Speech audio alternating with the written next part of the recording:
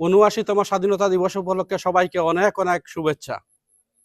আজ আমরা স্বাধীনতা দিবস পালন করছি যাদের ত্যাগের বিনিময়ে, সেই সব মহান পুরুষ যাদের আত্মবলিদানে আমরা এই স্বাধীনতা অর্জন করেছি, তাদেরকে আজ আমরা শ্রদ্ধা ভরে স্মরণ করছি।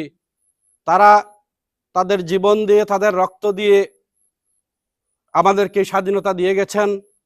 ব্রিটিশ পরাধীন ভারত থেকে আমাদের মুক্তি দিয়েছেন। আজ আমরা স্বাধীন দেশের নাগরিক। এবার আমাদের পালা এই দেশটাকে এগিয়ে নিয়ে যাওয়ার দায়িত্ব আমাদের সবার।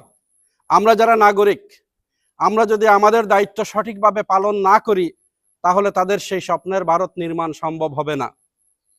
ওনারা যে ভারতের স্বপ্ন দেখেছিলেন, যে উন্নত দেশের স্বপ্ন দেখেছিলেন, এই দেশটাকে উন্নত পর্যায়ে নিয়ে যাওয়া আমাদের সবার দায়িত্ব।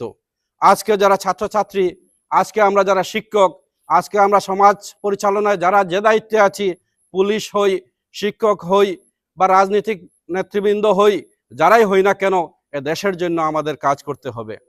আমরা এ দেশটা কেমন হওয়া উচিত, আমরা বড় বড় বক্তব্য দিতে জানি, আমরা বিশ্বের 1 নম্বর দেশ করার স্বপ্ন আমরা দেখি, কিন্তু নিজের দায়িত্ব পালনের বেলায় আমরা অত্যন্ত সচেতনতাহীন আমরা দেখি।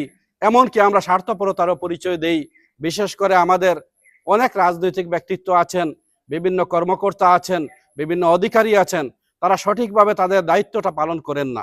যে কারণে আমরা যতটুকু এগিয়ে যাওয়ার কথা ছিল, আমরা ততটুকু যেতে পারিনি। আজকের দিনে আমাদের শপথ নেওয়ার পালা।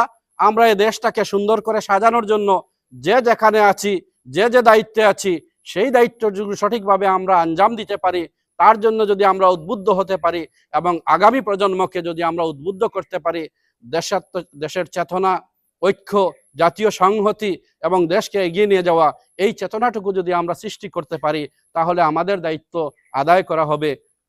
এই কাজটুকু যেন আমরা আজকের দিনে করতে পারি।